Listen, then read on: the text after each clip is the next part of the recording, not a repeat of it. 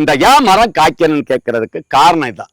எந்த தோட்டத்துல அருகம்புல்லும் கோரையும் வளருதோ அங்க தண்ணி சீக்கிரம் குடிக்காது, காயாது.